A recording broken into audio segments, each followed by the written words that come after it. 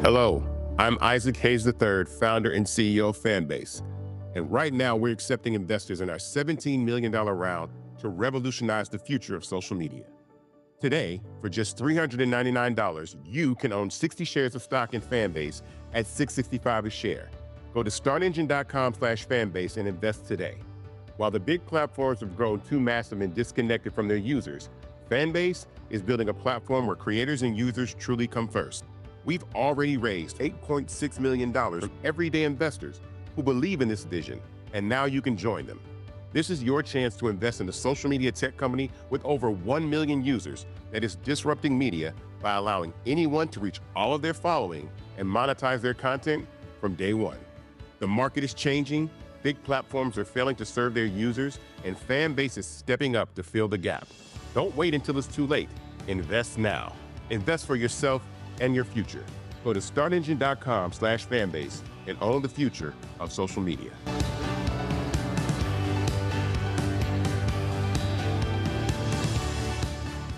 Folks, Black Star Network is here. Hold no punches. I'm real revolutionary right now. Support this man, Black Media. He makes sure that our stories are told. Thank you for being the voice of Black America, Roland. Stay black. I love y'all. All momentum we have now, we have to keep this going. The video looks phenomenal. See, there's a difference between Black Star Network and Black-owned media and something like CNN. You can't be Black-owned media and be scared. It's time to be smart. Bring your eyeballs home. You dig?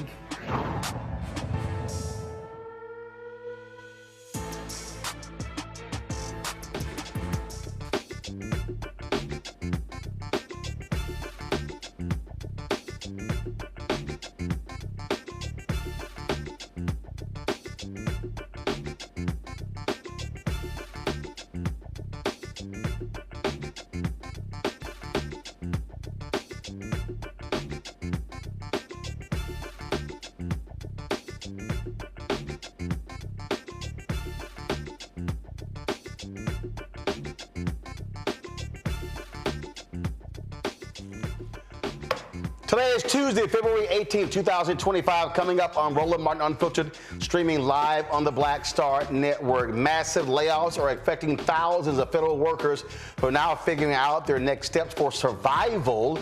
And Doge keeps lying. Y'all, they told us, oh my God, we found 8, 10, 15, $20 billion in cuts. When you read the fine print, it's only $8 million. What the hell's going on? A self-described nonpartisan nonprofit organization reported that its post-election analysis in Clark County, Nevada, produced results consistent with voter manipulation. We'll talk with the executive director of the Election Truth Alliance. Grifter Lindy Li, you know, the former DNC fundraiser who claims she raised millions for the Harris campaign. Well, guess what? She gets questioned about who she voted for, but then former DNC chair Jamie Harrison drops the boom on her on social media. He said, either you lying or you a liar. It's a whole lot we got to unpack today, y'all. It's time to bring the funk. I'm Roland Martin Unfiltered. On the Black Star Network, let's go. He's got it. Whatever the miss, he's on it. Whatever it is, he's got the scoop, the fact, the find. And when it breaks, he's right on time and it's rolling. Best believe he's knowing. Putting it down from sports to news to politics. With entertainment just for kicks, he's rolling. It's on go, roll, y'all. It's Roland Martin, yeah. Rolling with Roland now. He's funk, he's fresh, he's real, the best, you know he's Roland Martin now.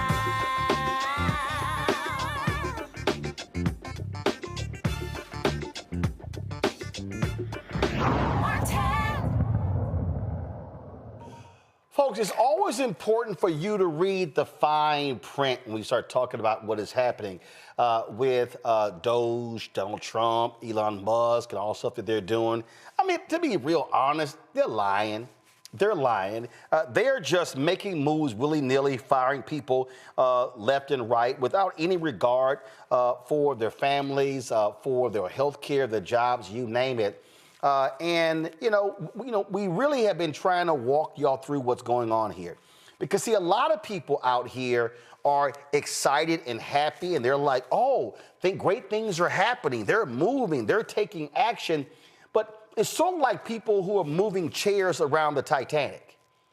Oh, you're like, hey, there's action. Things are happening, but are things really happening? Or are they just breaking stuff just for the hell of it, that gives you the impression that things are actually going well?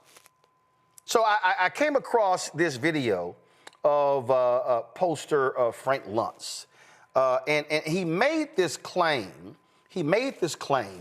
That former Biden and other voters made the claim that they, quote, love the pace of what's happening. They love how fast things are moving. But you got to ask the question, are things actually moving? What's actually happening?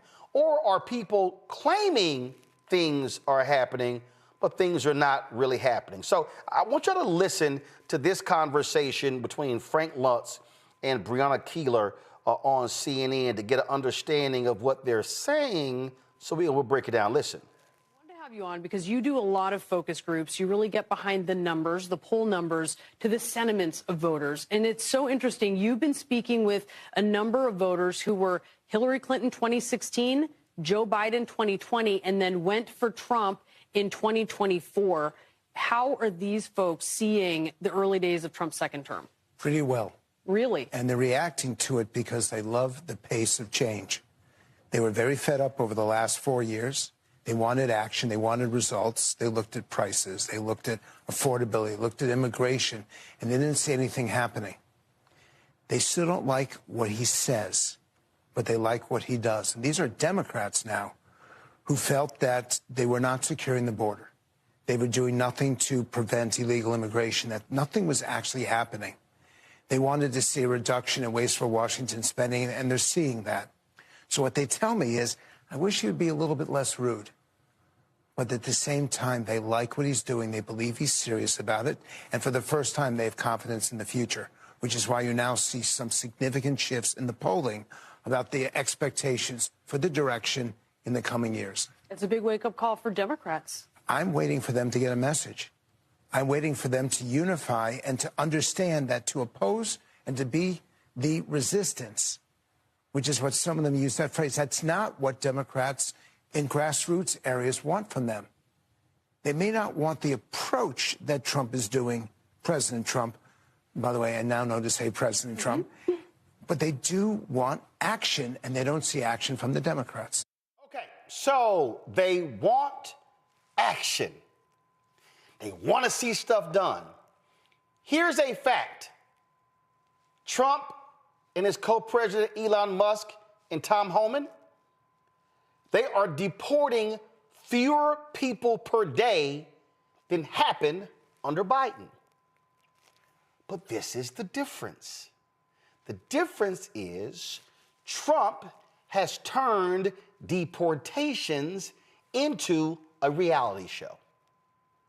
Trump has invited Dr. Phil to be embedded with the folks doing the deporting. He's out there following them around, and he's on the ground with them. Then you've got Kristi Noem. She is the head of Homeland Security. Oh, she's really doing this thing up, y'all. She's showing up, dressed all up in the uniform, and she's got the Homeland Security uniform on, and she got the cowboy hat on. And you think I'm lying? Go to my iPad, Henry. Oh, look at this here. Oh, man. We got the green on, and we got the flak jacket on, and we got the cowboy hat on. And, oh, I'm showing y'all what I'm doing. See, you saw Biden-Harris's head of Homeland Security. You saw her. You saw her out there, and I mean, you saw Mayorkas in a suit leading the agency. But no, this is what you got right here. You got Noem. This looks like Yellowstone.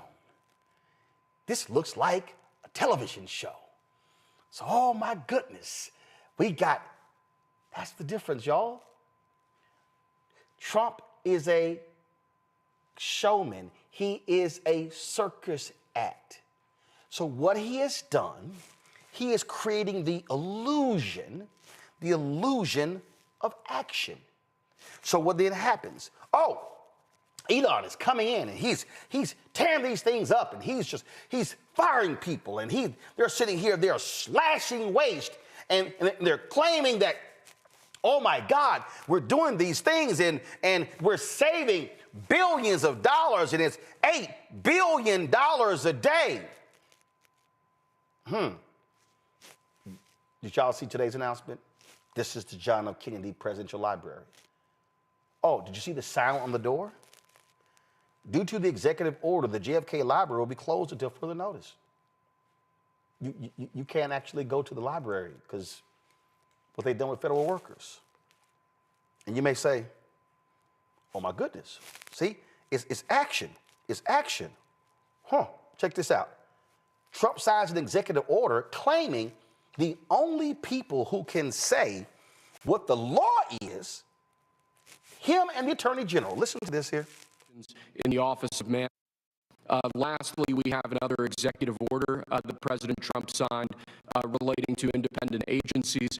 This executive order would establish important oversight functions in the Office of Management and Budget and its subsidiary office, OIRA, supervising independent agencies and many of their actions, and also reestablishes the longstanding norm that only the President or the Attorney General can speak for the United States when stating an opinion as to what the law is. Thank you very much, Will. That was the... I'm sorry. Only the President and the Attorney General can speak on what the law is. Really? Are you serious? Is that what we're doing? See, it's the illusion of things happening. And see, there are people out there who they thought that, oh yeah, Trump is going to come in, he's going to make these changes, and things are going to get moved. What did Frank Lunt say? Oh, those voters, those Biden, Hillary voters. What is the first thing he said? Prices come down. I'm sorry, have prices come down? I don't recall seeing prices come down. I don't. Last I checked, And in a second, I'm going to ask my panel, have they seen housing prices go down? Have they seen, inflation's up. Did y'all know inflation's up? We've had more airplane crashes in the past 3 weeks than we had in the previous 23 years. I'm just confused here. This is Congressman Jim McGovern on the House floor. Listen. Mr. Speaker, the party who proclaims to be America First is screwing over our farmers and making it harder for people in rural communities to survive. This unified Republican government hasn't done one damn thing to support regular people or help them put food on the table. The House Agriculture Committee is holding a hearing this morning about the economic crisis in farm country. Newsflash, it's declining by the minute because Donald Trump and Elon Musk work for the billionaires and not for regular people. This self-proclaimed America First crowd is threatening tariffs against our closest trading partners and upending food aid that is shipped by American farmers. The last trade war started by this president cost American farmers $27 billion in exports. And here's the sick part. Republicans are cheering him on because they want to use the money they steal from the American people, from farmers and from SNAP recipients to give billionaires a tax break. That's not America First. That's not supporting our rural economy. It's a sham deal for working people. I yield back. I want y'all just you gotta pay attention. You can't get distracted by the mirage. You don't believe me? Listen to this fool when he was asked about prices. Egg prices have reached an all-time high. What's your administration? Egg prices have reached an all-time high. It was a long, before I ever got here, it was at an all-time. This didn't, remember, I've been here for 3 weeks. I've been here for 3 weeks. But you said on day one you were gonna cause these things to go down. Egg prices are up 53% compared to last year. It's because of that bird flu. But who got rid of the people who track those things in the CDC? Trump and Musk. Who's getting rid of, who fired the Inspector General over the food supply? Trump and Musk. I need y'all to understand you're being played. These fools are being played. They don't even know it. They don't even realize it. Control room, get our FAFO video ready. We were supposed to do it yesterday, but get that video ready. You don't understand it. I'm going to show y'all something right now that's going to trip y'all out. Again, Trump, I love the military. I love our veterans. I love the veterans. How about this veteran? Luke Graziani. The man has disabled Army veteran, 4 kids, did 3 tours. Guess what? He got fired from his Bronx VA hospital. You see this right here? He got fired. That's right. He served 20 years in the Army, first as a supply specialist, then in public affairs, deploying for 2 tours in Iraq, another 2 in Afghanistan, for retiring in 2023. So let me explain to you what's going on. Okay, so Trump's, I love the military. So he's firing VA workers, veterans.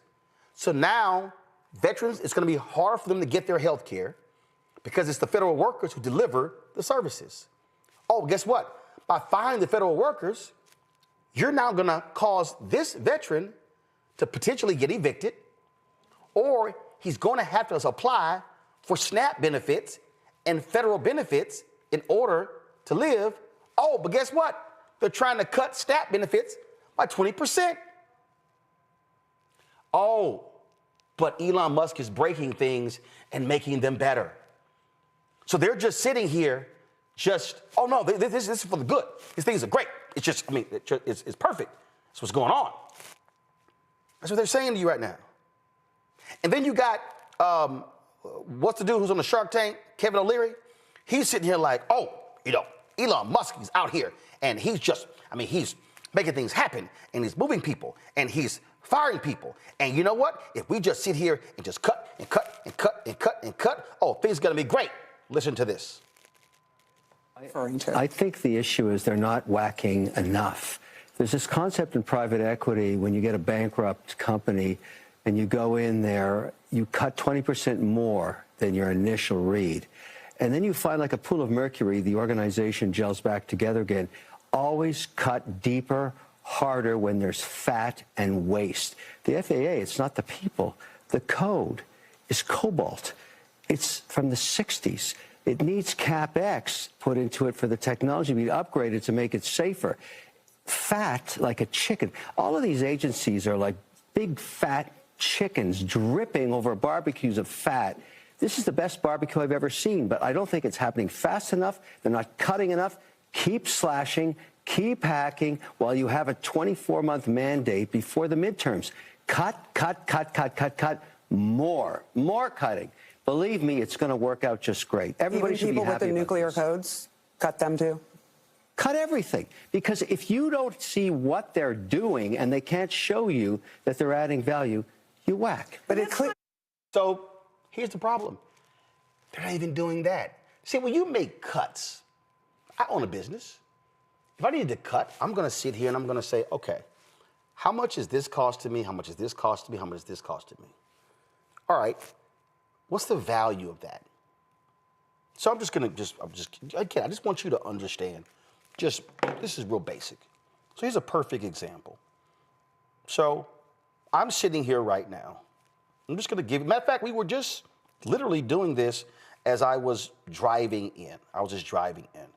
Okay, this is a very basic, because I want to make it plain for all of you who are watching. Okay, all right. So Henry, go to my phone. This is the LU Smart app. This is the LU Smart app, okay? This app is on my phone. This app is tied to our LiveView unit. This app is $300 a month. We want to be able to, if I'm remote, if I'm somewhere, I can connect to our LiveView unit and I can use it from this app. Well, guess what? You can knock on me. We were on the app, and this is supposed to have an IFB function, meaning I can talk, but I can hear the control room at the same time. Well, it's not working.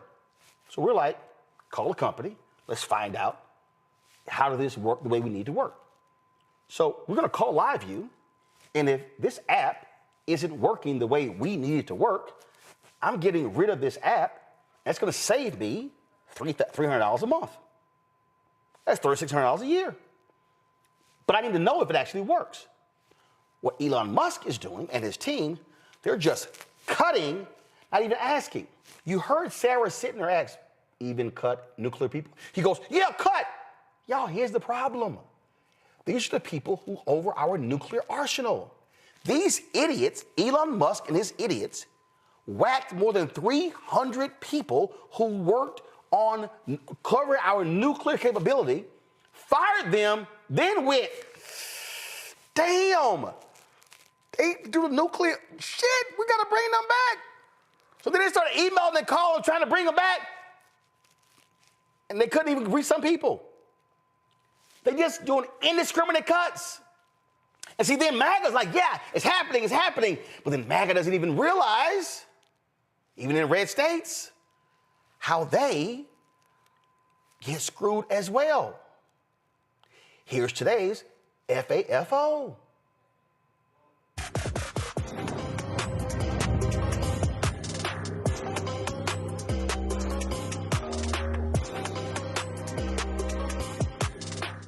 Someone to explain something to me. I live in Alabama, and my utility bill usually averages between $200, $250 a month. Can someone please explain to me how my utility bill went from $250 a month to $696? Girl, did you say Alabama? You know exactly why your electricity bill is going up. Did you get this letter in the mail by chance? Yeah, it was sent to the residents of Huntsville, Alabama. It says that your electricity bill was going up because of Donald Trump. It has his name actually right here. Pretty clear, you know what I mean? It said, hey, he ended through executive orders, some federal grants that were lowering your electric bill. This is the best round of FAFO, and I wasn't going to ream you too hard, but then I went and saw your repost. You posted a lot of stuff from little human being guy, you know, Charlie Kirk, a lot of Daily Wire stuff, a lot of Donald Trump thirst traps, if you will. It said, oh, I know exactly who you voted for. You're the perfect candidate for this video. This is a result of what you voted for, honey. This is a thoughts and terrorists, tater tots and chairs kind of moment. I just want you to enjoy and like soak that all in. Take it all in. This is what you voted for. Anyways, my name is Mercedes Chandler. Give me a follow or you won't see my face again. Thank you. Goodbye. And FAFO. She's complaining that her utility bills went up, and the idiot doesn't even realize they cut the grants that lowered her utility bills. This is what I'm talking about. So people are like, yeah, they're moving. It's great. Because they're not even realizing how bad it is. Last point before I go to my panel. They laid off a bunch of people at the Atlanta-based CDC. And they said, oh, they got an email, poor performance. Do you know what they were getting in their performance reviews? 4.75 out of 5. Yeah. This is impacting researchers with excellent performance records. The people who are looking at stuff like bird flu and other diseases and measles outbreaks. You name it, that's what's going on. And guess who all of a sudden is speaking up? People like Georgia Governor Brian Kemp, who did all he could to elect Donald Trump, and even he realizes his red state ass is getting jacked by the idiots in Trump's administration. I know they have some layoffs at the CDC and other things, but you know, government can stand a little right sizing. And I know from the state of Georgia's perspective, if you take out higher education and you look at the number of people that we have in state government, it's close to what we had back in 2008. Interesting. But we're doing more work because we got more efficient through technology. We're paying our people more. So instead of hiring more people at the same pay rate, we're paying people more, keeping the same numbers, but doing more work because we're using technology. So why can't the federal government do that? I think they can. That's all cute, but wait until they start whacking your benefits for farmers. What happened when Trump would not give you additional money for Hurricane Helene? Oh, Brian Kemp, you're going to be crying then. Dr. Mustafa Santiago Ali Jones is former senior advisor for environmental justice at the EPA out of D.C. Randy Bryant, entrepreneur, author of Never Says, 25 Phrases You Should Never Ever Say to Keep Your Job and Friends. She's joining us out of D.C. A. Scott Bolden, attorney, and also, of course, former leader of the PAC for the National Bar Association out of D.C. as well. Here's what is so hilarious about these people, Mustafa. They're slashing, they're making cuts. They're not even thinking about what people are doing, what the impacts are of their work. But then they're saying we're actually saving you money. But again, when you read the fine print, I'm going to pull up in a second, Doge claims they saved $8 billion cutting one program. If you actually read their site, it was $8 million. They're about $7.992 billion short. We just continue to see the misinformation and disinformation that, has been, the Trump administration is actually built on. It's their foundation. They know where to go if they actually want to save real dollars. What we're seeing right now is all you have to do is look at Project 2025, which we tried for the longest time to get people to pay attention to. Those are the agencies and the departments that they're focusing on. And that's not where the real money is if you're looking at waste and abuse. Anybody who has ever worked in the federal government, anybody who's ever done business with the federal government, anybody who's ever read a book knows that you have to begin to actually take a look at the military and defense contracting and all these other places where big bucks are and where you might find, a need to cut in those spaces. It is not education. It is not CDC. It is not HHS. It is not EPA. It is not a number of these places that have a distinct responsibility for helping to actually protect folks. So when you talk about CDC, as you mentioned, bird flu, measles, whooping cough, Mpox, childhood cancers are up. You need a strong CDC and a strong HHS to make sure that we have the medical protections that are in place, but also that they are the individuals who are out there that are doing the science. And helping us to have an understanding of what the next set of impacts might be so that we can better protect ourselves. But that's not of interest to them. This is political. This is also driven by Project 2025. So folks just need to actually open their eyes, because what they're actually doing is not only losing their rights, but now they are also impacting those agencies that have real impacts in relationship to protecting your life and your children's lives. See, Scott, the mistake I believe, for Democrats, you take the story that I read about that vet. If I'm Congressman Hakeem Jeffries, if I'm Ken Martin, the Democratic chair, if I'm Senator Chuck Schumer, every day I'm looking for 3 to 5 stories like that. And you know what I'm doing? I'm sending that to every member, and I'm saying amplify, amplify. I'm then sending that to every state Democratic chair, amplify. I'm saying find stories like this, every single one of your states, get to all of your county chairs, and then hit the media as well, amplify. You have to be amplifying the pain that people are receiving, whether they're the regular average folks who get federal services and the federal workers, for folk to understand what is happening. It cannot be a DC conversation. It has to be how they're being affected locally and personally. Yeah, and it's really about messaging, which is what you're really talking about. You know, Donald Trump, it's a sham, right? We call him Don the Con for a reason. He's Don the Con because he riffs and says all these things that are just hyperbole and not true. So the cutting of the federal budget or these agencies, right? Let's be real clear. As I was listening to Mustafa, I think we're giving him too much credit. He's not cutting fraud, waste, and abuse. He's cutting programs and agencies that he doesn't like. So he's cutting DEI. He doesn't like it. They're not fighting fraud, waste, and abuse at the CDC or at Department of Education or any of these other, or USAID. They just don't like the program. And so Republicans and Donald Trump define fraud, waste, and abuse with what they don't like, what they call wokeism, what they don't believe we should be spending money in. And that's the illegality part of what they're doing in large part, because only Congress that's allocated money can cut those programs, cut those agencies, decimate those agencies, reduce these costs, and fire these people. And they're getting around it by the rhetoric and the messaging of fraud, waste, and abuse. And then they lie about it, right? And their people, half of America or more, believe it. And then, as Roland says, there's no counter messaging to it. And so it becomes, quote, the truth.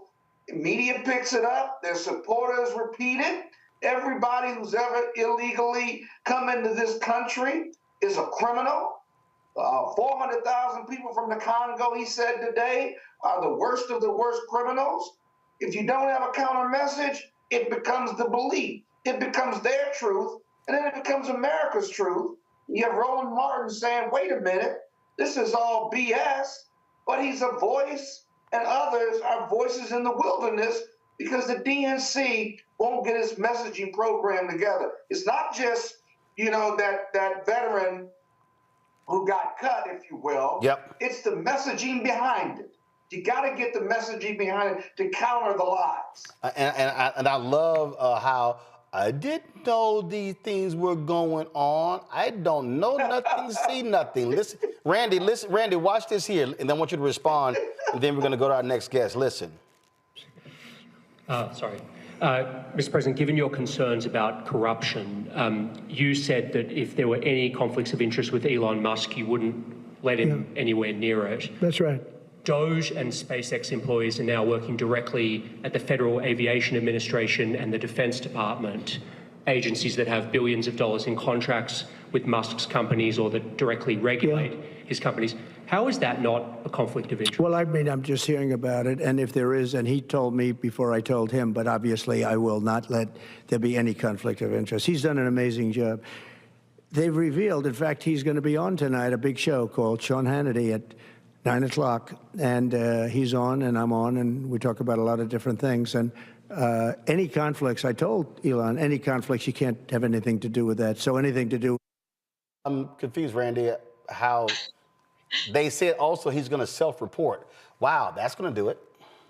Right. Wouldn't we all like to be our own evaluators of how well we're doing on a job? And let me just say this. It's a major conflict just for the simple fact that he is in the position. It's unconstitutional. The Senate must approve for someone to have the power that Musk is having and has been granted. So already we're talking about a conflict.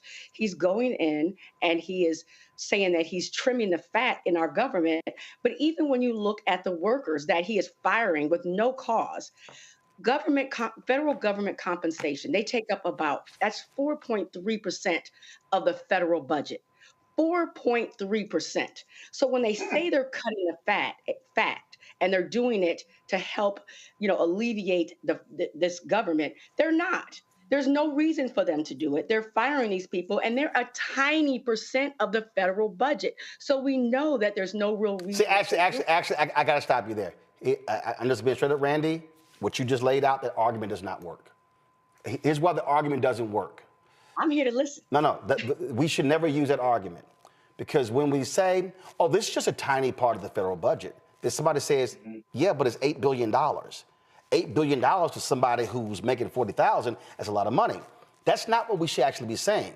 We should be saying, this is what they do.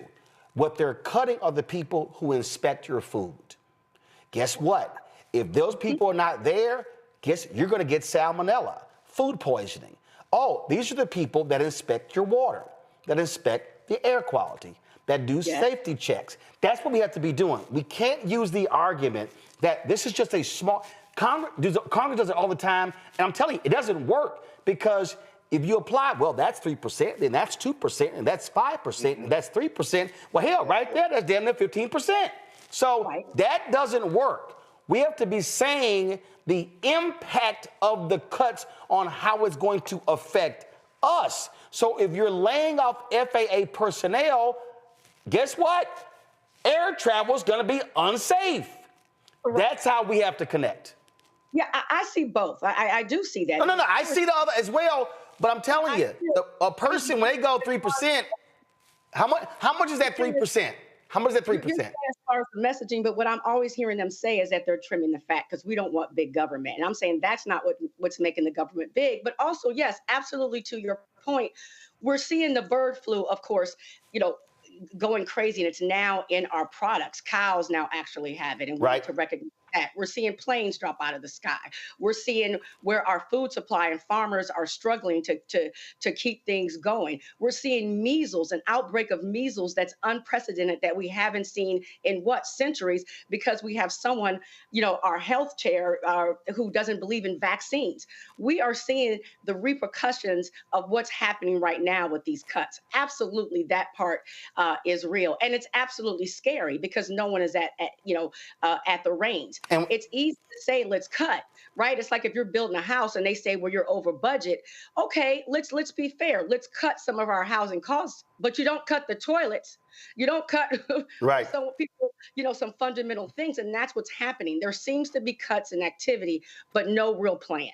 Well, no, there's no real plan. And then, of course, what you then happen is right here. Go to my iPad, Henry. USDA says it accidentally fired officials working on bird flu and is trying to rehire them, according to NBC News.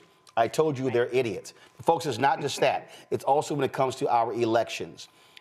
Pam Bondi announced they were disbanding the unit that specifically is charged with ensuring foreign interference does not impact our elections. Yeah, that's real. Now there are fresh concerns regarding what happened in 2024 presidential election, specifically in Clark County, Nevada. A lot of people were concerned with what was happening there because they were shocked with the Republican turnout in Clark County. They said, hey, significant number of union workers there. It has always been a Democratic stronghold. Now a nonpartisan group called the Election Truth Alliance, or ETA, has wrapped up their independent investigation of voting data from Clark County. They found some unusual patterns that they say could point to, quote, potential vote manipulation. Nathan Taylor, the Executive Director of the Election Truth Alliance. He joins us right now. So Nathan, just explain to us how y'all define this potential vote manipulation. What did y'all see in terms of these numbers? Thank you so much for having me. So in terms of what we were looking at in Clark County, Nevada, they published just after the election their vote record, their cast vote record, and that goes down to the tabulation machines and the 3 types of voting. So mail-in, early vote, and election day. And so what we did is we looked at the statistical distribution of that data, and we compared those 3 types. And we saw that mail-in, it looks statistically normal. Normal distribution, a bell curve pattern. We saw that election day didn't look very anomalous at first, but then we looked at early voting. And early voting is where a majority of the votes were cast during the election for Clark County, Nevada. And when we looked at it, we actually pulled out the distribution, and we saw it shows statistical evidence of potential manipulation. And what that means is a portion of both candidates' votes look like they could have been changed. And we see that because instead of a bell curve, it comes out more of a Russian tail, as we would call it. And so we delved deeper, and we actually pulled data for Washoe County, Nevada. That's the 2nd most populous location. And a little bit about my background. I work in cybersecurity. I was a 25 Bravo computer tech specialist in the Army Reserves.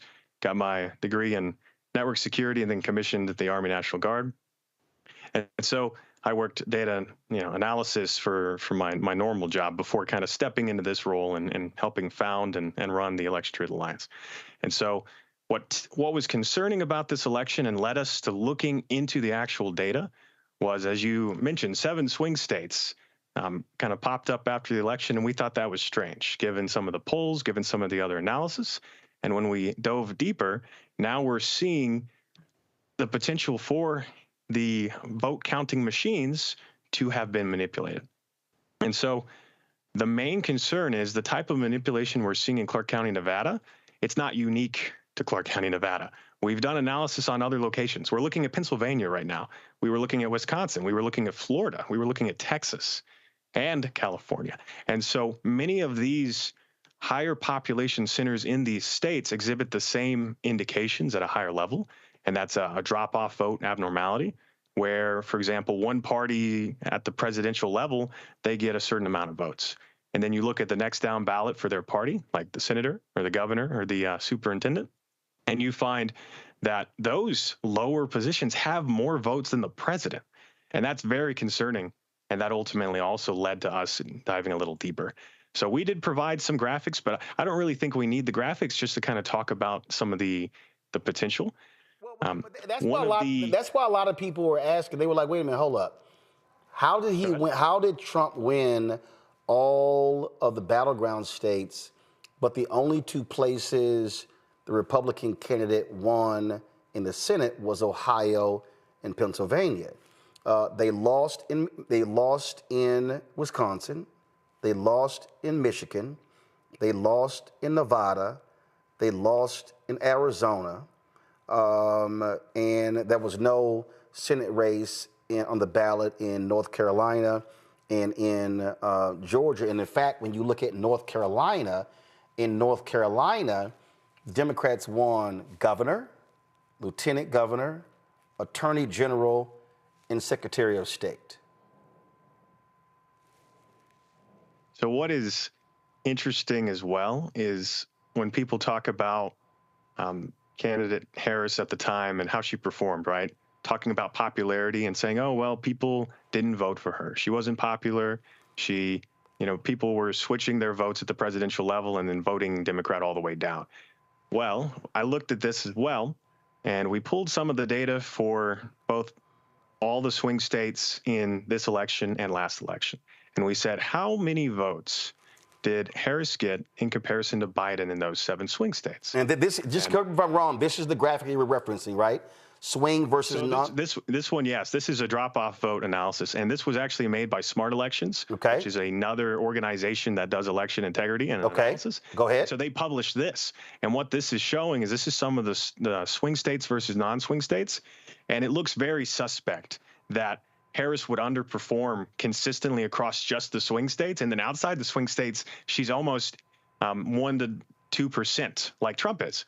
So for instance, in this first graphic right here, it shows that in the swing states, it shows red 752, blue -189. Yet in non-swing states, it shows red 464 and blue 351. That's just a 103,000 vote difference compared to a nearly 900,000 vote difference. And then when we go over to this graphic right here, this is the percentage. So you see an increase. So the way you read this, if I may. Go ahead. Is the 0% is the next down ballot candidate. So in this case, I believe this is senators. So 0% is how many votes that party's senator or whatnot got. So we see in the swing states, Harris got negative 1.48% less votes than the senator across and on average across all 7 swing states. And then Trump got almost 6% more than that senator or that next down ballot candidate. And then outside the swing states, all the other states, we're seeing it look more normal and matching past election trends where you're somewhere between 1 to 2% over the Senate, over the senator or the governor or whatever other races there are. So that's how you read this. That's why it's concerning. So you're saying that, again, correct me if I'm wrong, what you're saying is that if Harris was just so unpopular, then what you would see in swing and non-swing states would be a decrease or people staying at home and not supporting her. But you're saying, wait a minute, how in the hell do you see a plus percentage in non-swing states, but then you see this big negative, as if outside of the 7 battleground states, it was like, yay, we're cool with Harris, but those specific 7 battleground states were like, yeah, we ain't down with her. I think you highlighted exactly the concern. Why would just the swing states exhibit a pattern? And so that's a huge red flag, because what wins you elections? It's the swing states. And so I actually did the numbers for how Harris compared to Biden from the 2024 election, how many votes she got across all 7 swing states versus what Biden got in 2020. And we find that in 24, Harris exceeded Biden in Wisconsin, North Carolina, and Georgia. I believe those numbers are up to date. Guys, if we have that graphic, control and pull it up. Go ahead. I don't believe you have that graphic. Okay. And I'll quote some more graphics that I know you do have here in a moment. But this is a good number for you just to kind of show you how the theory that she's unpopular and that's why she would be underperforming doesn't add up. And that's that she got 99.6% of all the votes cast in 2020, the Democratic votes that turned up in 2020 for those 7 swing states. She got 99.6% of them in 24. So it doesn't make sense that she would be underperforming by a large amount in these states, but then get 99.6% of the same votes. So with that, you believe that something was done to the voting machines?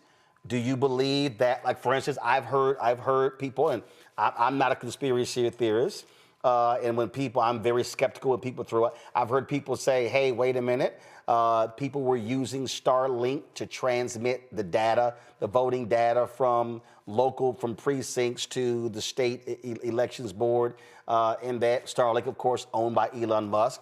Of course, Joe Rogan made this famous phrase that Elon Musk created this app that an hour after the polls closed showed, oh, Trump is going to win, I'm going to sleep. And he was like, how did he know? And then, of course, Trump, leading up to the election, was like, hey, don't worry about it. We don't need your votes. We got this. So people are pointing to those things as evidence that something was amiss. So are you saying that you believe that the voting numbers were somehow changed either in the machines or in the transmission to the state elections board? If we bring up slide 5 here, that's the one that's showing Clark County Election Day voting. And so is that it right here? Distribution. Yep, that's exactly it. This is what I was talking about a little earlier, where when we look at the vote record Clark County gave us and published after the election, this is more what you would expect to see when looking at that data. And so there's 2 different colors. One is red and one is blue. Obviously, the blue is the Democrats for presidential race, which would be Harris, and the red is Trump. And so they are overlapped, but when you pull both of them out, they should look like a bell curve. And in this case, for Election Day, they look pretty much like a bell curve. You're not seeing any huge issues. Is this right here the bell curve? This one right here? This what you're talking about? That is I don't believe we referenced the bell curve, but that line, this is an excellent slide. If you look at the line, and this is us pulling early voting out, the black line is what you would expect to see as a bell curve. Okay. So that line there, that's overlaid on top of the voting data, right? That is what you would more expect to see. Okay. Now, if you go back to slide 4, I'll actually show you exactly what we were seeing and talk about what would potentially cause this. So comparing this to Election Day, you notice this does not look the same. It's not a more rounded bell curve, a more random and expected distribution. And so what we're seeing, this is Clark County in 24 at the bottom for early voting and 2020 at the top. And you'll notice. Wow. Let's look at 2020 first. So if you zoom in just a little bit, the way you read this graph is the x-axis, the bottom axis, that is how many votes the machine counted. And so each of these little dots, there's a red and a blue, and each of them are a machine that counted the votes where you voted. And so in this case, there's a ridiculous amount of votes for early voting. And we see that those tabulators or those voting machines, in this case, they have, in Clark County, Nevada, they have like polling centers they set up. So you can generally go anywhere. And so what we see is as the amount of votes were cast, the places where there were more votes cast, we see after about, I think for early voting, it's closer to 500-600 votes or so. So we're going to do this here. We're actually going to switch from my control room to my iPad. There we go. So this is okay. So now I'm able to zoom in. Perfect. Okay, so this is the top one, and this is the bottom one. Okay, go ahead. Yes. So let's look at the top first, and x-axis is how many votes the machine counted. Each of these is a different machine. Some machines only counted a handful of votes. Some counted 800 plus. And so the left, the y-axis is the percentage of votes. So the higher up you go, the closer, the further up and the closer you get to 100%, you win more votes. And so what we saw when we pulled this data and we did this analysis, in 2020, up until about 450 to 500 votes counted by machine or cast at the machines, it looks normal. Right. After so that's that. 500. Go ahead. Okay. Then 500, all of a sudden, we see a lot of red above 55%. Right. We see separation. Okay. And so what's interesting is if you kind of break this down into the correlation or the trend, as more votes were cast at higher populations, the Republican Party benefited. And so what was weird about this is in 2020. What was weird about this is counterintuitive to how voting patterns normally are. Well, one, you don't generally see a trend as more votes are cast. You just see a better reflection of how people, generally feel. Okay. And the problem is Democrats generally benefit at high populations because they live in high populated areas. So this makes very little sense for either of those reasons. So this is 2024 right here. Above. This is 2020 at the top. Yeah, the top. This is 2020 that we're seeing right here. And this is 2020. This is 24. And this is 24. Wow. And so if you use the same concept, we see about from 250 to 300 onwards, that normal distribution just disappears, right? And you see you see aggressive separation. Right. So this is normal right here. As you say, this is normal. The first part is. This is normal. Then all of a sudden you see these gaps. Yes. And so you're not supposed to see separation like this. And when we pull out the distribution, the slide we were looking at before, you can go, I think, two slides or so, you had the bell curve slide. And I'll show you exactly why this is concerning and what this potentially means. So there's a slide with both Harris and Trump, and they have a bell curve overlaid. It's a red and a blue graph. And that's actually that distribution we were just talking about for early voting, but in a different way to analyze it. All right. And so what we see, let me find that, is when we look, instead of the normal bell curve for early voting, we see. Is this it right here? I want to make sure is this it? This is election day. This is great. So this is your other way of looking at it. Notice election day generally fits the bell curve pattern, right? Right. Yeah. There's a little bit of weirdness at the top. Right. And I can say we looked at Washoe County, which was the other county in Clark County, Nevada, and we do see the same issue, more aggressive for election day there and in 2020. So what we're thinking potentially happened, if you go to the next distribution slide and we look at early voting, but for this type of graph. This here? Here, perfect. So this, as I said, when you look at this statistically, and we have, so in the Election Truth Alliance, we have people with experience in statistics, data analysis. We have people with medical and engineer degrees. We have a little bit of everything. And so what we've done is we said, instead of this matching a normal distribution like you would expect to see, it shows potential manipulation. And what's concerning is, if we look at the top one, there's a concept here where if you want to win an election, or in this case, for voting data and distribution, the further right a majority of your votes are, after the 50% mark, you win. That's how you win in this case. And so what we're seeing, specifically in early voting, because it's so aggressive, we're seeing that a portion of the distribution is missing. And so this suggests, since in this case, this is candidate Trump, it suggests that his distribution shows that he's benefiting from potential manipulation. That votes, if you look at the bottom, Harris is missing a portion of hers, and since she's at a lower percentage, we see that skew. And so the way this could indicate is it has a rightward skew, and Trump has a leftward skew. And a leftward skew, or another term, is a Russian tail. And so a Russian tail is a term coined by Russian data scientists and data analysts in reference to a few different potentially manipulated Russian elections. And so they coined the term of a leftward skew, like if you go up, and I believe we also have a reference in this document, but it's if you benefit from potentially moving votes around, you're going to have this leftward skew like we're seeing in Clark County, Nevada for early voting. Now, what's interesting here, when you, I remember, so John Ralston is considered like the preeminent journalist when looking at data. And I remember every day he was tweeting and was shocked at the Republican numbers. And it was like, Democrats are in trouble in Clark County. And it was like, they're down. And people were like, oh, I remember there was some culinary worker who had made a comment about, we're in some serious trouble. And a lot of people, they were just shocked and stunned at the early voting numbers that were coming back that was giving this indication that Republicans were just going crazy voting in Nevada.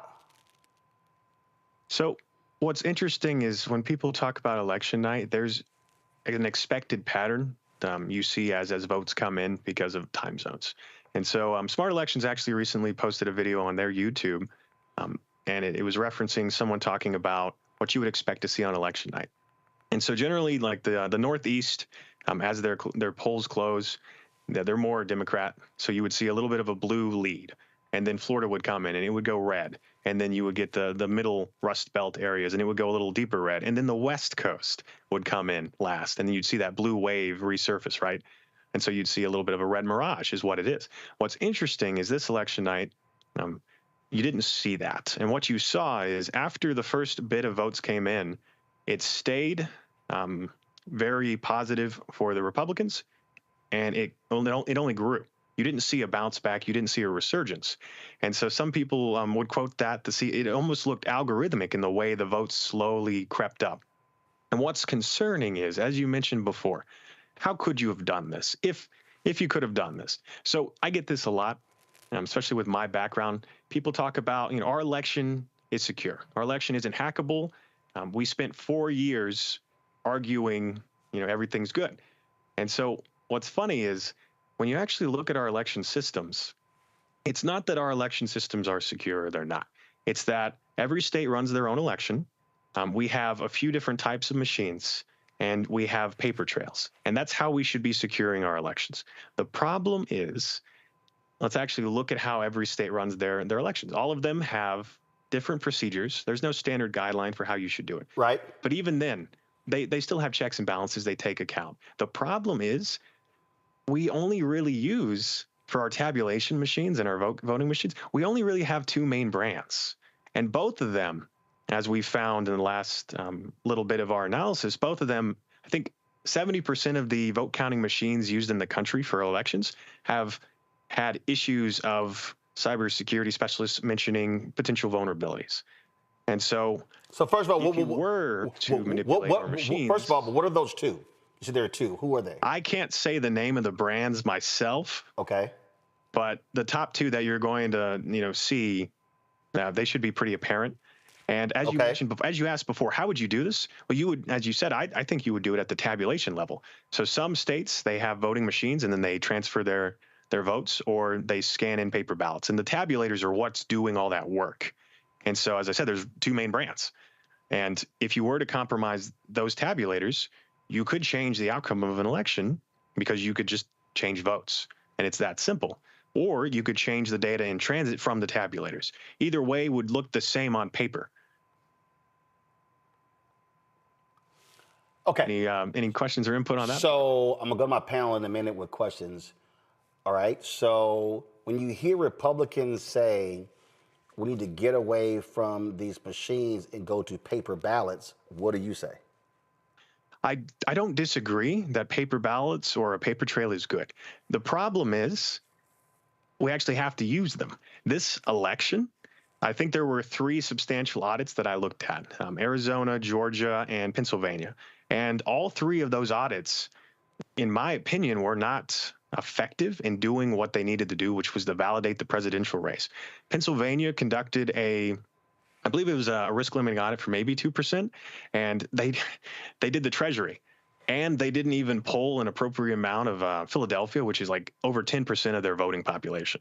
So it's things like that where if you don't set standards for what would actually catch manipulation, like we're saying potentially happened, and we're seeing indication of with the statistical evidence. And as I said, we're working on Pennsylvania and doing a statistical analysis like this. And I recently posted a video where we're seeing the same trend of, as more votes are counted, the Republicans start to lead as if a change was occurring in Philadelphia and in Erie County.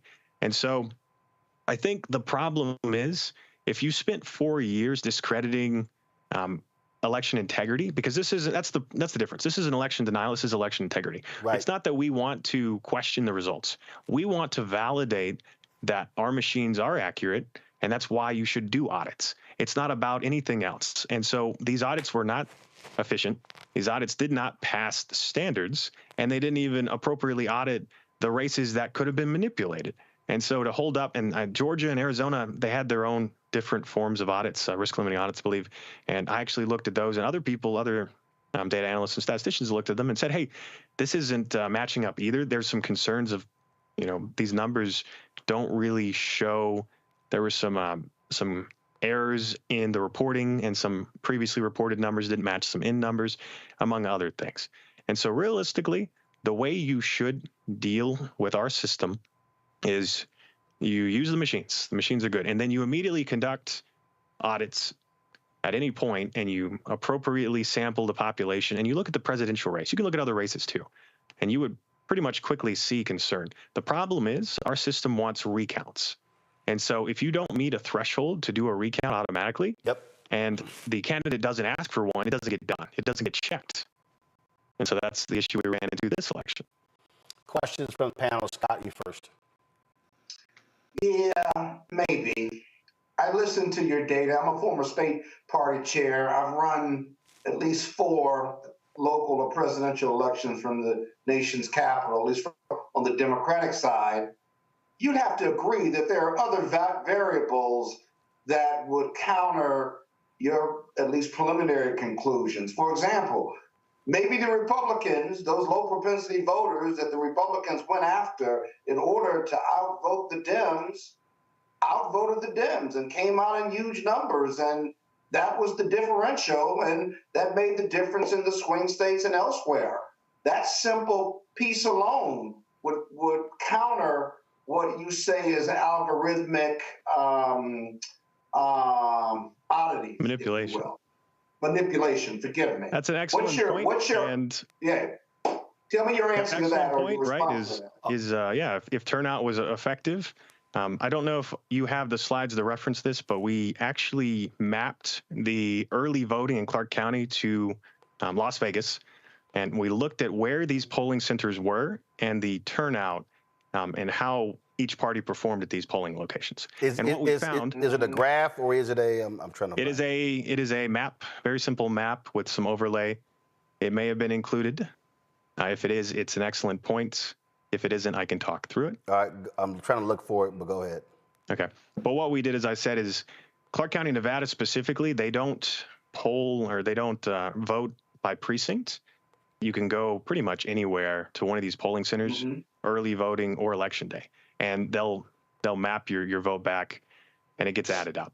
And what we found, as you mentioned, right, is if the Republicans turned out in huge numbers, well, there's 2 trends that are strange. One is, generally, as you said, the rural areas, those are where you're going to see those Republicans really turn out. You can still see them in some of the more populated areas. Is this it here? Hold up. Is it the one that says Clark County binning by votes? Early voting map? That's not it, right?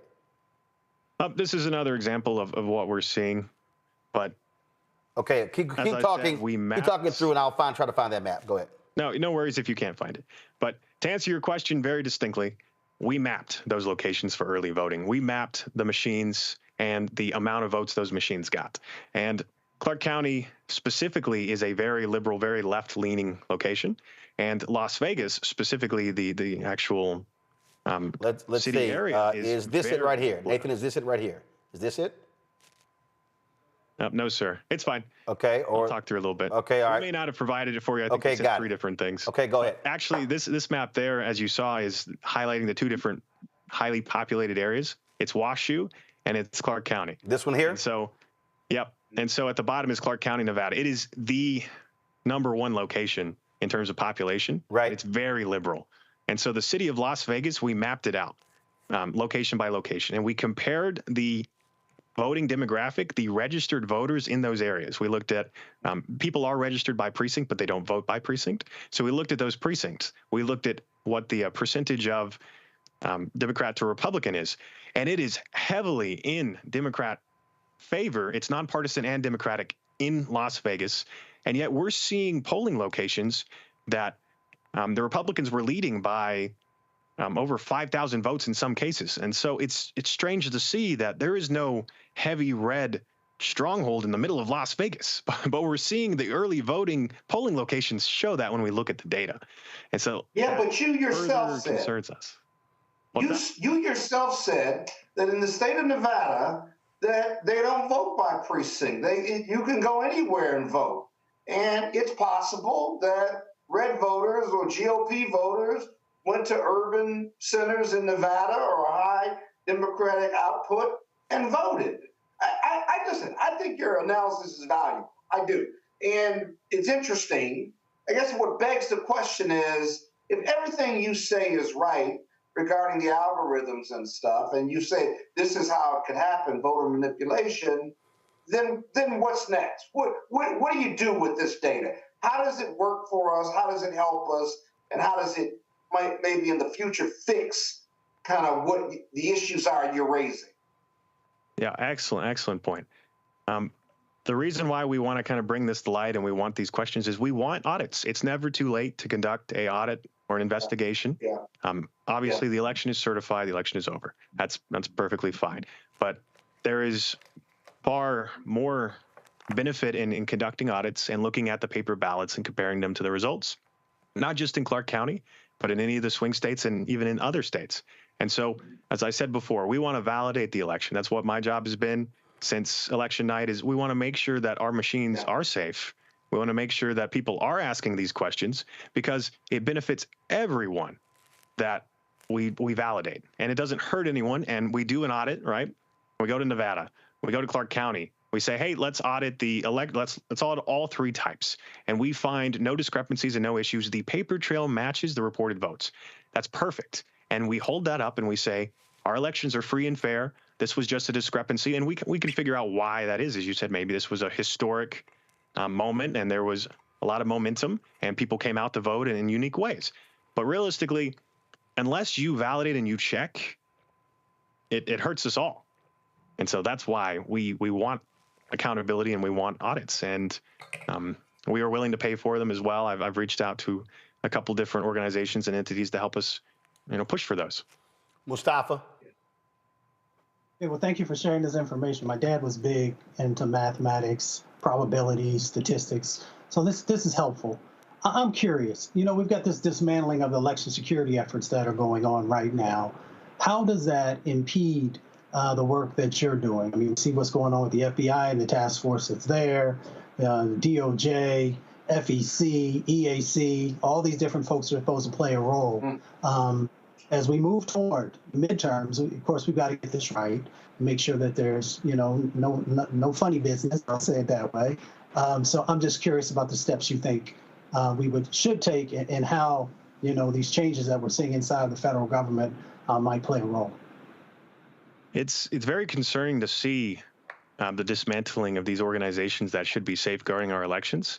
That is a concern, because what benefit is there to destabilizing our election systems, if not to make it easier to manipulate them?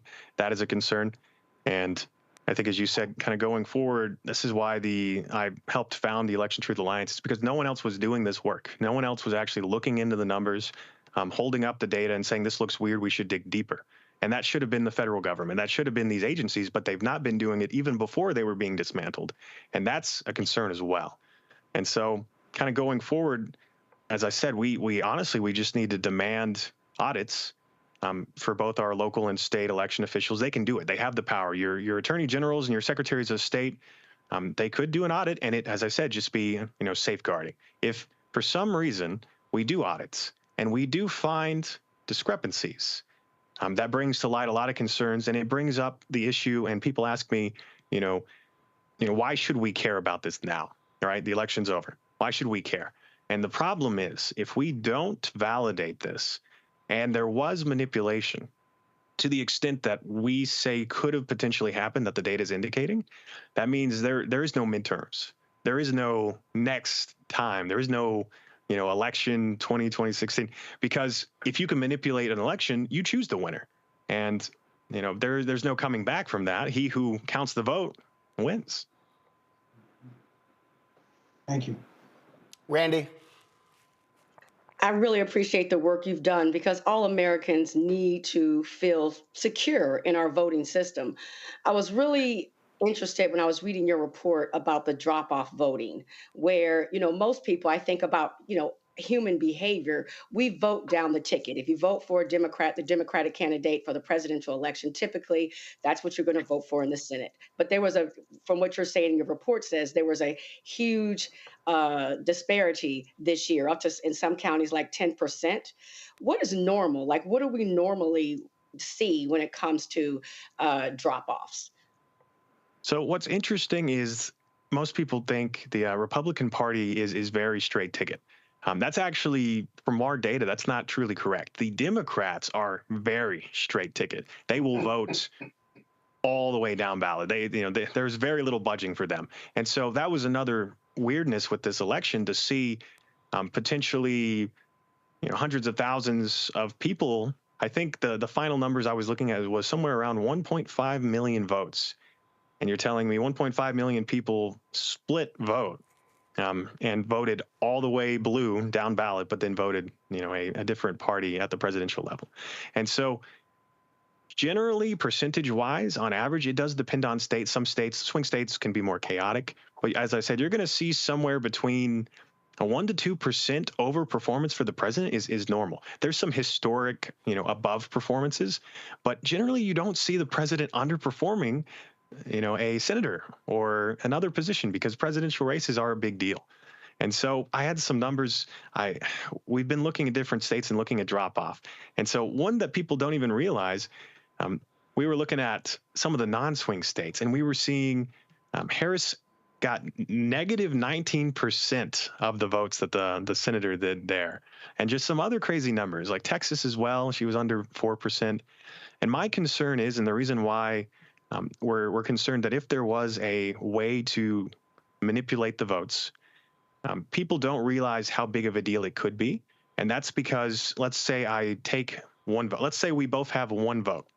And so I take your vote and I give it to myself. I've not taken one vote. I'm 2 votes ahead now. And so you're almost doubling the impact. And so I did the numbers in terms of how many votes, if there was a algorithm that was taking votes from one candidate at the presidential level and giving them to the other in the 7 swing states. I did the math for 6 that I could do using the drop-off vote analysis. And I said, all right, let's say Trump is around a 2% overperformance across most states on average. So let's take all the votes that he gets in excess of 2%, and let's do that reverse calculation. And so I found, as I said, 1.5 million votes is what that would have been potentially.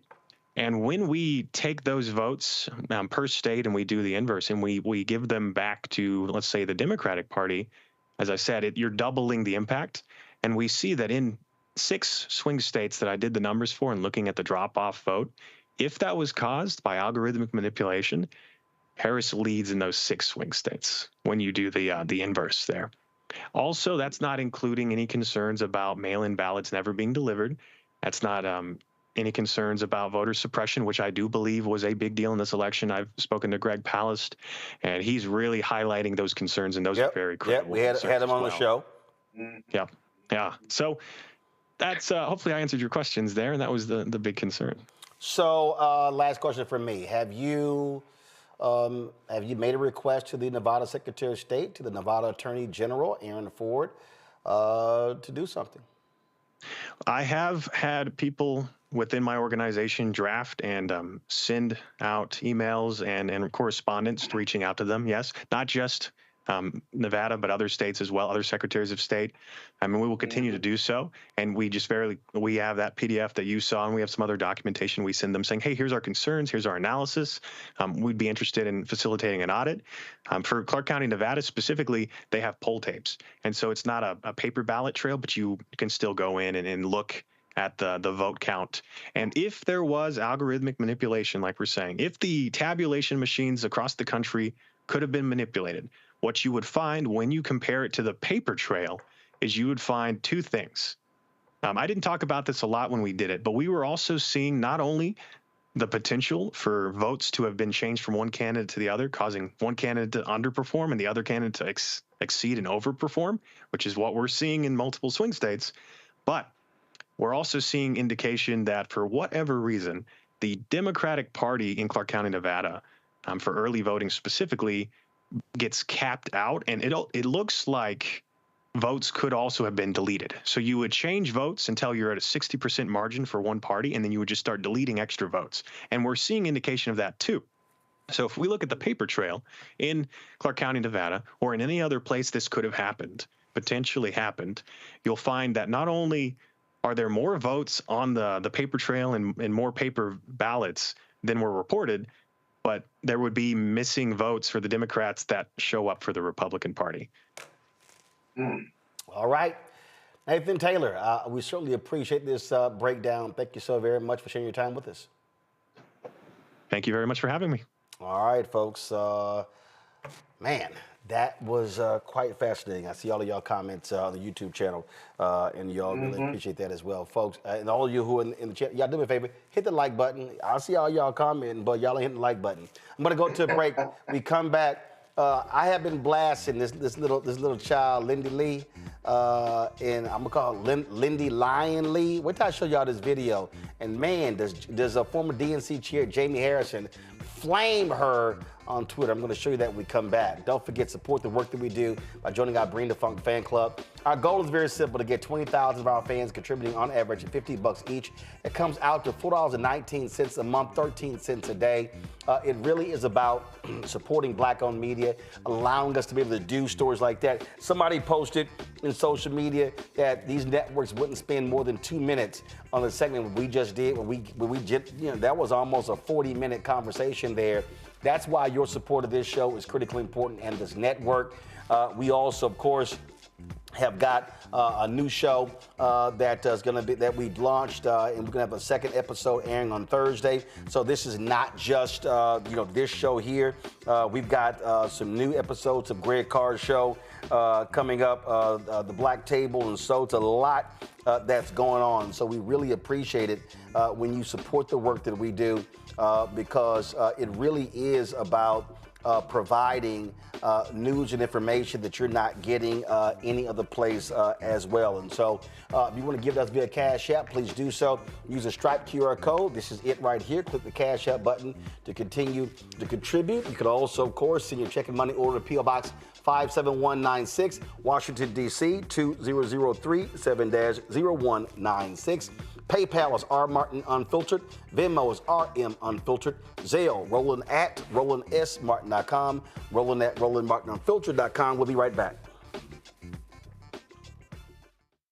This week on the other side of change. Abolition focus. Should we aim for reform or abolishing the entire system? Simone Felix lets us know how much possibility lies in abolition. That is such a radical image because it offers the suggestion that we already know to be true, which is that we have what it takes to take care of each other and to take care of ourselves. Watch us on the Black Star Network, so tune in to the other side of change.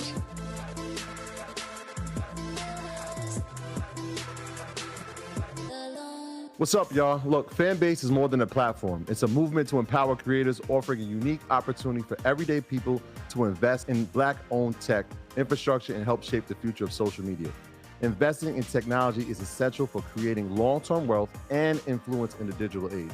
The Black community must not only consume tech, we must own it. Discover how equity crowdfunding can serve as a powerful tool for funding Black businesses, allowing entrepreneurs to raise capital directly through their community through the Jobs Act.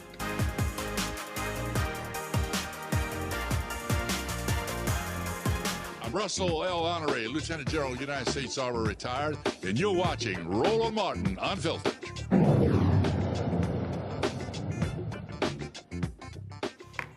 I the only one who gets a kick out of these so-called former Democrats who are now kissing lots of MAGA ass? There's nobody who has done more of that than Lil Lion Lindy Li, okay? So she's a fundraiser for the DNC. Our script says a well-known, she ain't well-known. Didn't nobody know about her ass until she started going on Fox News. And so she's raised money for the Democrats 2024. And so she was all over social media just praising and loving President Joe Biden and loving Vice President Kamala Harris and posting all of these photos. But after the election, she was going off on the vice president, awful candidate, awful campaign. Democrats are sick of this, all this sort of stuff. Then she all of a sudden flipped to saying I was a conservative Democrat the whole time, and Fox News was showing her some love, and then she left the party, and oh, how she was just getting all this MAGA love, and she had never got that kind of love from the Democrats, and she was just going on and on and on. So the other day, old lion-ass Lindy Li, or Lindy Lion-ass Li, was on Piers Morgan's show, Uncensored, and listen to this exchange, y'all. So out of interest, who did you vote for in the election? In 2024? Yeah. I voted for one person. I actually ignored everybody else on the ballot. Well, who did you vote for? Because I couldn't bring myself to vote for the Democrats. I was so disgusted. So you voted Trump? Can I plead the fifth? No. I will just say that. Let me just say one thing. I was so disgusted with the Democratic. What did you say? Who did you vote for? I will say that I voted for one person on the ballot. Yeah, who? Because I was so disgusted with the Democrats, I couldn't vote for. I hate you, but who? Who did you vote for?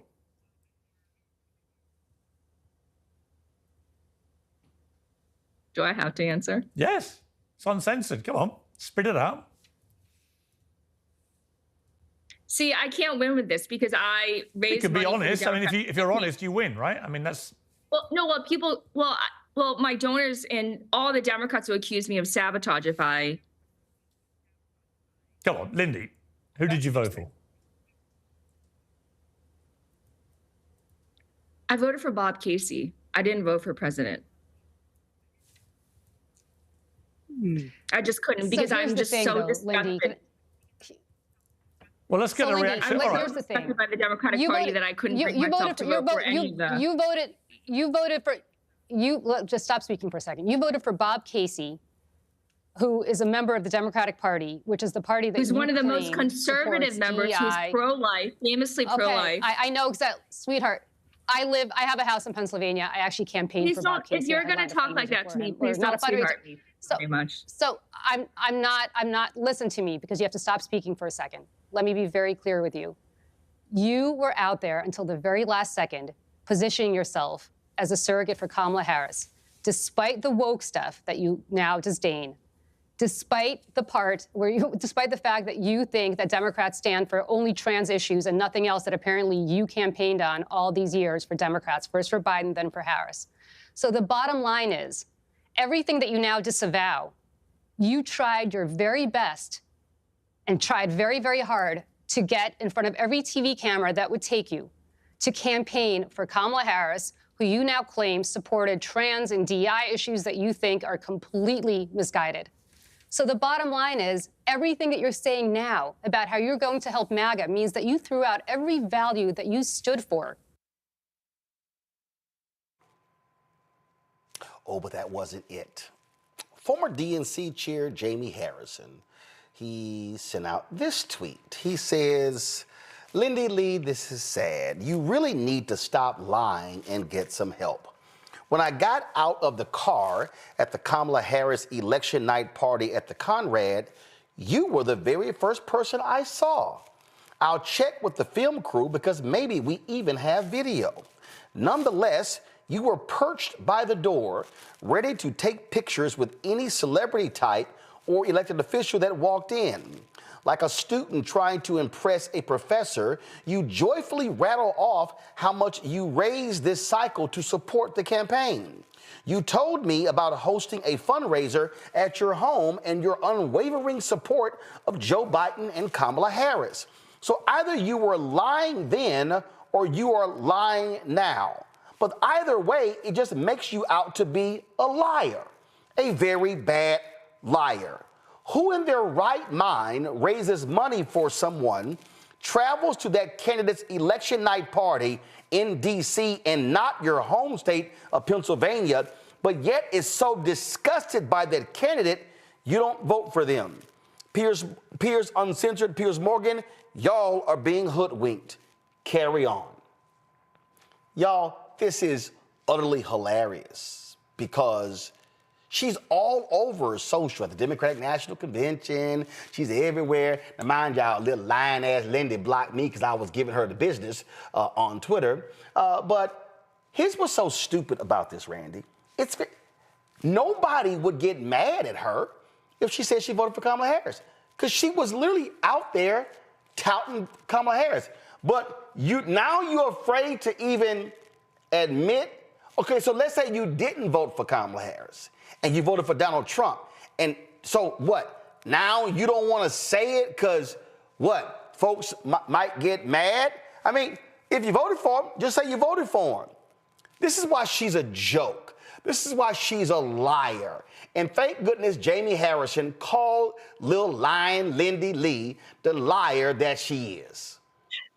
She's a joke. She's a token. She is available to who will give her the most fame. I mean, who does a 180 that fast? I mean, it will make you dizzy. She's turned so quickly. She's not a Democrat or a Republican. She's an opportunist. And she will go basically to who will give her the most fame. I mean, she's a flip-flopper. It's disgusting, and she should be embarrassed. And I am so happy that she is being read publicly.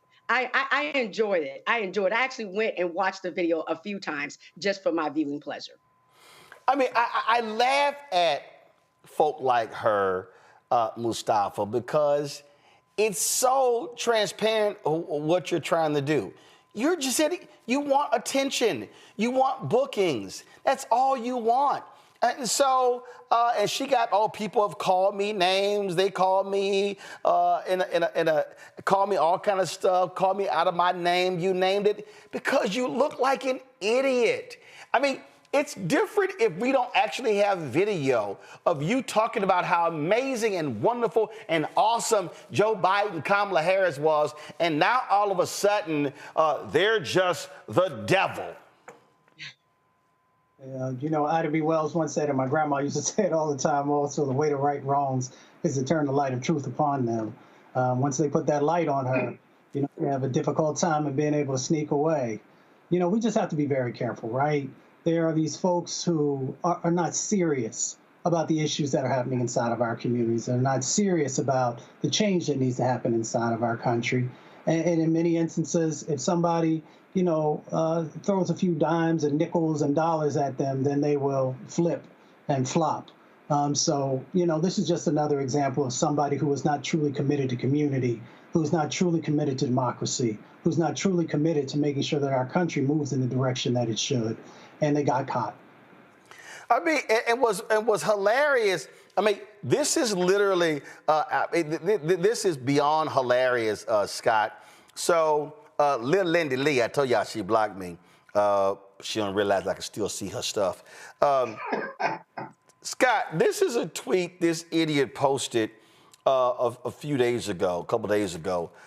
Excited to help ensure Republicans expand our majority in the House and the Senate for upcoming midterms. I'm taking my donors from the DNC and giving them to the RNC instead. Most of them are on board. We love our country and just want President Trump to succeed. And so this is her talking on Fox News. Pull it up. So a lot of my donors are business oriented. They just want America to prosper. And President Trump wants America to prosper, and he's very business friendly. So these people are not, you know, social justice warriors. They are not like gender crazy lunatics. They just want America to succeed, for us to have strong borders, close, you know, to have sensible immigration policies.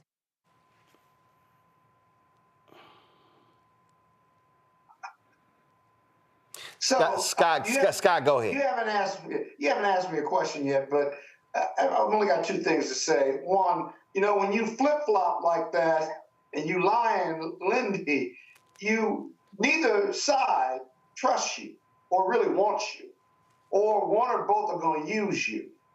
But I'm still trying to figure out why I should care about Lindy Li, or why I should even give commentary to her.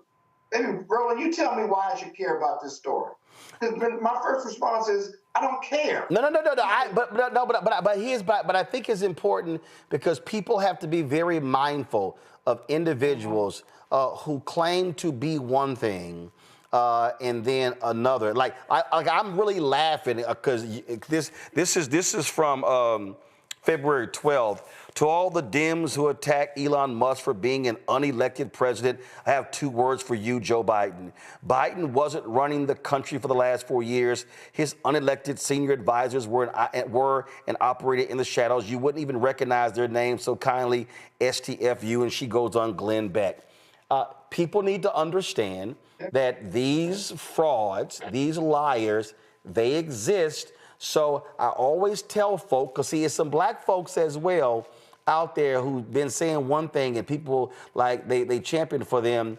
Beware of the wolf in sheep's clothing. Beware of the liars. They will always expose who they really are. But this isn't even a close call, Roland. It's not like you're a conservative Democrat and you're a liberal Republican and your voting record goes back and forth. She was all in.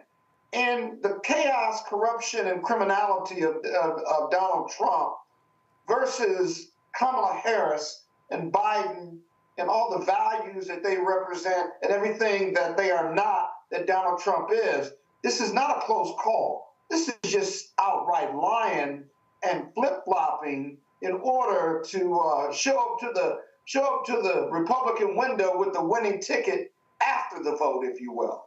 That's all this is. So it's not even a close call. And I just love when they play the victim.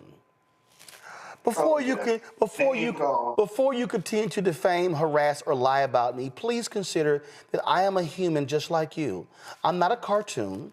I haven't made a single dime from telling the truth. I'm a human who is allowed to change her mind in the face of new info. I'm just someone who loves our country. Really, boo? Wait, really, boo? I love this. Really, boo? New info? Here was you on January 26, 2024. Can we please stop using euphemisms to describe Trump's crimes? He raped E. Jean Carroll. It wasn't just abuse. He terrorized our capital. It wasn't just a riot. He committed treason by colluding with Russia. It wasn't just a mistake. Stop whitewashing the crimes of this rapist thug. Sent at 11:26 p.m. on January 26, 2024. But, Randy, she has new information. Yeah, what about that old information? That old information is still the same. It's still the same. That don't change. Facts are stubborn. I'm sorry. Go right ahead. Randy, go right ahead. The only new information she received was who won the election. That was her new information. That was it. And that's when she changed for whom she was advocating. That was the information. When whoever won the election, that's whose team she's going to be on. Period. And I love this tweet here from a Cur Bear. Lindy Li said the White House used to seat her in the front row so Joe could see her. Here's Lindy Li demanding a woman in a wheelchair move so she could be in front. Is that you, Lindy? Just saying. Just saying. Oh, how delicious it is. But you have folk over here who want to play the grift game, and now all of a sudden you're just, loving all of this. And Joe is great. I'm telling you, if y'all Google the videos, y'all are gonna just laugh at all the praise and the love and all of that she had for President Joe Biden and Vice President Kamala Harris. Lindy, by all means, we don't mind if the door slams you in your non-existent ass when you walk out. Oh, gosh, Roland. What? You would never allow us to say that. You could say, let the doorknob hit you where the good Lord splits you. No. My mother used to say. What? It's the same thing. I'm sorry, you use more words. I just wanted to talk. Yeah, we know you did. We know you did. So let the door hit her ass and on the way out. And so those are the kind of people, when you're in a battle, you're in a war, those are not the kind of people who you want on your side because they're liars. And so she can get all mad she wants to, but if we started pulling all the photos of her just cheesing and just loving, and if y'all pull the videos, I'm just happy to be at the DNC as an influencer. And this is just great and wonderful. All that sort of stuff that tells you how much of a joke this person is. And listen, there are others like that. And so I need people to understand why it matters, because there are people like her. It's about the check. They're switch sides all the time. And you know what? It's some people in Silicon Valley who are the same way. It's some people who have given money to the UNCF and the NAACP who now are standing against people. It's no different than, I'll give you a perfect example, the app Clubhouse. How many of y'all heard the story of the Andreessen and Horowitz, the venture capital firm out there? They hired Daniel Penny, the former Marine who killed the black guy on a New York subway. Oh, Scott, you're gonna love this. They hired him. Now, mind you, he went to school and studied architecture for 1 year. They actually have hired him. And they said, we're going to teach him how to be a venture capitalist. Got no experience, no knowledge. Now, these people are complaining about DEI, but they hire a white guy who we only know who killed a black guy on the subway, found not guilty by a jury, and they hired him. So this is why I've been telling people, y'all should completely delete the Clubhouse app. Why? Because that VC firm, they put the money behind Clubhouse. And black people, y'all are the ones that have made Clubhouse a successful app by black conversations. See, here's a perfect example of when people who you think are riding with you, who are being exposed, yeah, that's what's going on. And so the people who are the venture capitalists, so the people who are behind that, they're behind Clubhouse. And this is why you have to always expose these people for who they are, because they claim to roll with you when a certain purpose is in, and now they flip. That should be an insult to every black person. And again, I got nothing against Daniel Penny. I'm not saying Daniel Penny shouldn't have a job. But when you purposely hire somebody who has expressed no interest in venture capital and you're going to teach them how to do the job, I say to every black person or every person of conscience who's not black, delete the Clubhouse app now, because we should not reward the people with our time and our talents who don't give a damn about us. Mustafa, you first. Oh, no, I agree. You already know how I feel. I don't fund my own oppression. So you don't get my dollars if you're not standing in my community and you are not rooted in the values that are necessary for our liberation. So I'm very clear about that. I also have talked about on this show numerous times to stop letting people pimp us. We continue to allow this pimping in America. This is just another example of it, and we continue to also elevate individuals who ain't got no receipts. So I watch TV shows every now and then, these different news shows, which is very, very rare for me. But I often look at the folks that they bring on there and I'm like, but they ain't got no receipts. They ain't never done nothing in our communities. But yet we continue to see these people being elevated. So that's why I'm thankful for the Black Star Network, because at least when you see somebody who's sitting before you having a conversation, it is folks who are rooted in trying to make positive change. It is folks who are rooted in actually doing the work. And then you have folks who are also rooted in making sure that we have a positive future. See, Scott, you're going to love this here. It says famed Silicon Valley venture capital firm Andreessen Horowitz has a new deal partner, Daniel Penny, and it says the A16Z team Penny was hired to join. It's called American Dynamism, and they're going to be focusing on aerospace, defense, public safety, education, housing, supply chain, industrials, and manufacturing. A photo of Penny appears in his team gallery, and it says right here, David Ulovich, a partner at the firm, we believe in Daniel and are excited to have him as part of our team. It says, Ulovich said the firm plans to teach Penny the business of investing. Penny was an architecture student at New York City College of Technology, also known as City Tech.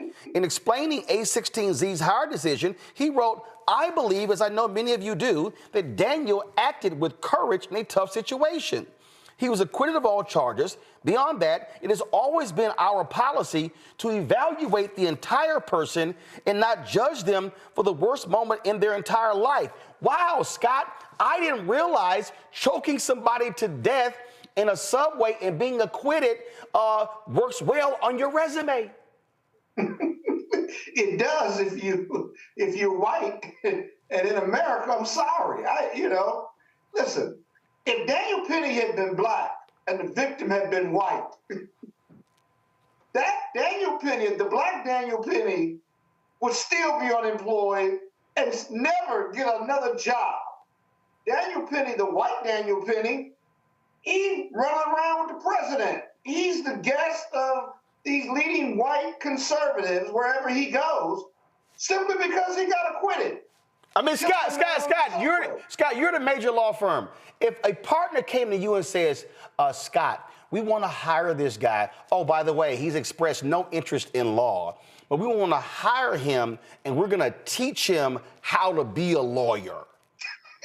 What would be your response if a partner says, Scott, don't you think this is a great idea? No, No, because you're wasting my money. And what you pay him should be going into my pocket, at least part of it, since I'm an equity partner. So, no, I'd say something worse, but I still believe the FCC regulates us, even though actually they don't. Actually, they don't. The FCC, no, but Scott, there's no ambiguity. The FCC only controls those who seek a broadcast license, and this is not a broadcast network. I would tell my partner, F no. So, get the F out of my office. So to everyone who is watching, who is listening to me, this is the app Clubhouse. You should delete Clubhouse from your phone. You should download Fanbase. You should download Spoutable. You should download Spiel. But you should stop supporting Clubhouse because this decision is a gross affront. And you should not be making Andreessen Horowitz any money if they choose to sell an equity stake in Clubhouse. And trust me, if you remove black voices from Clubhouse, that app will be worthless. And I actually did a Clubhouse chat on the app more than a week ago, calling for us to get off of it. And when it was over, I did it on their app. And I immediately deleted the app as soon as I was done. And so I will never, ever be on Clubhouse. I ain't downloading the app. I'm calling on every single one of y'all to delete this bullshit from your app and tell Andreessen Horowitz to go to hell with this decision. And again, I have nothing against Daniel Penny. He was acquitted. A jury heard it. But when you purposely hire somebody to thumb your nose at folks, and that's what it is, in a climate where y'all are claiming DEI means definitely not qualified, this is a perfect example of white privilege of a white man who was hired because he strangled somebody on a subway.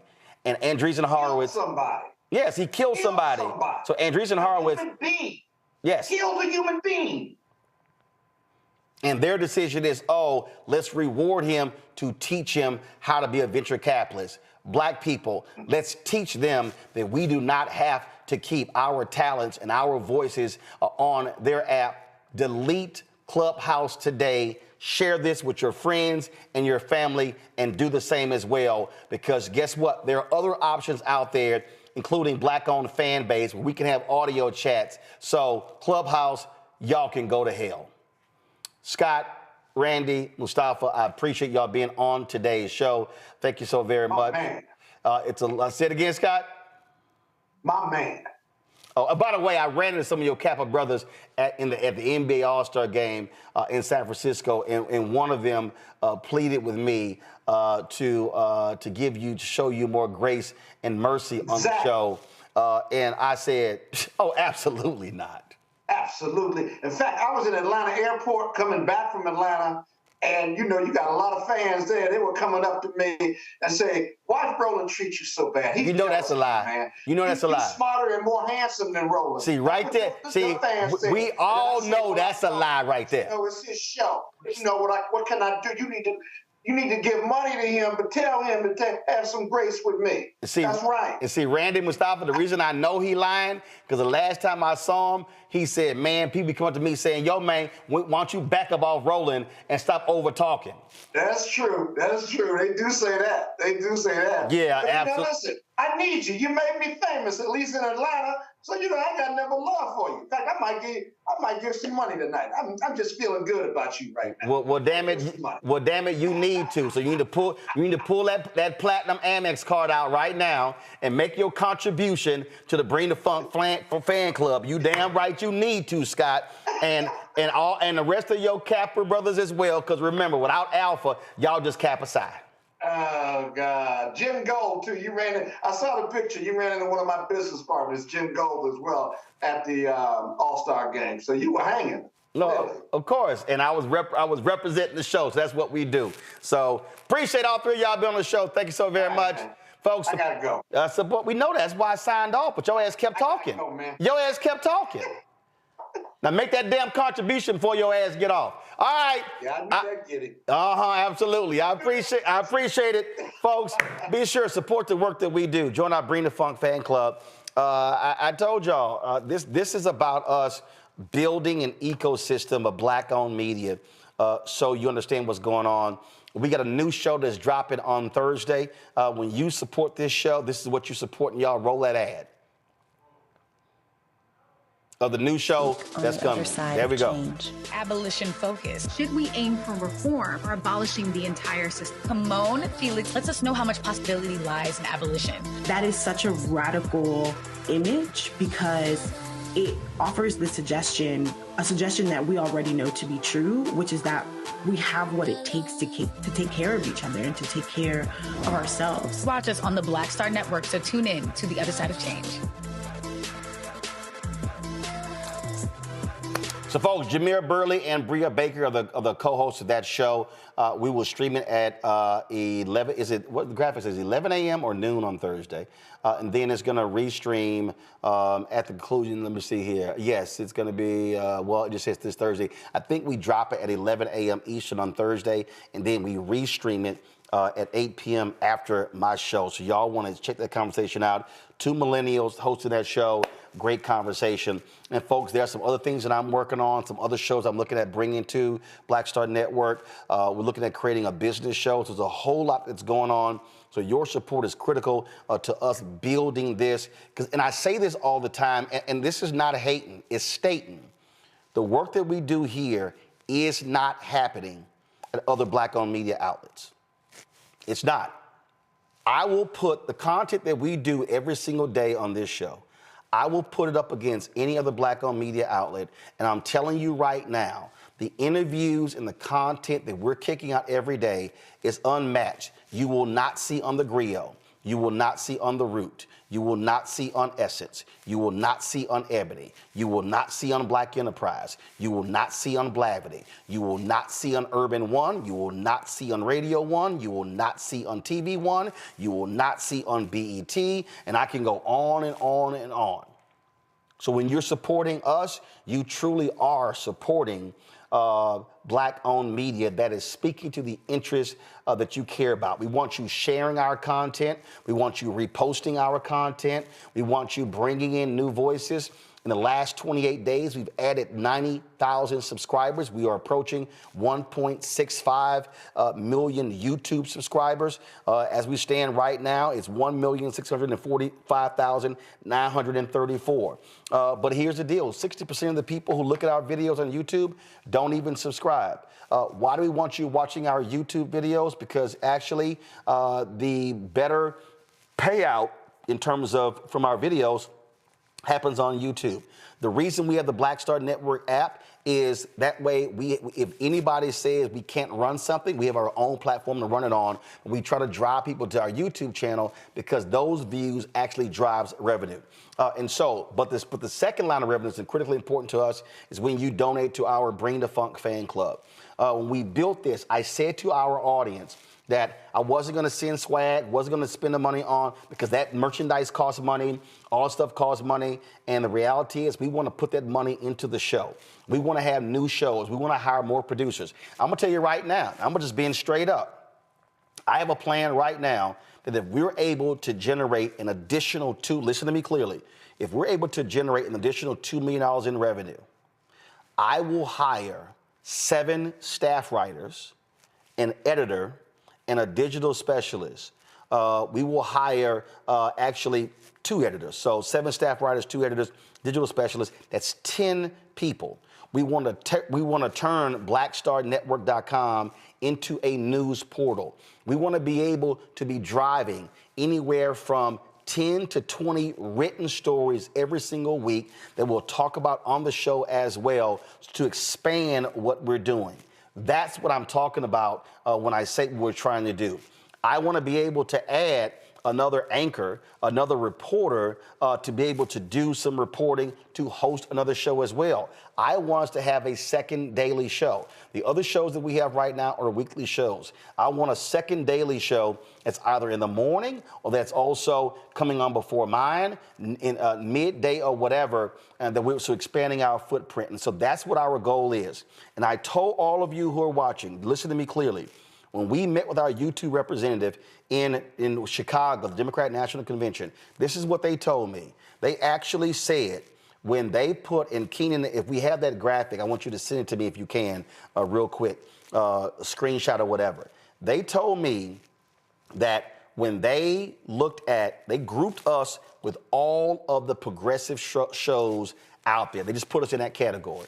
So they put us in the same grouping with Brian Taylor Cohen, with Midas Touch, with the Young Turks. These are people with 6 and 7 million YouTube subscribers, much bigger platforms than our 1.65 million. This is what they said to me, and Keenan was on the line with me. They said, we have the highest watch time per viewer than all of those shows.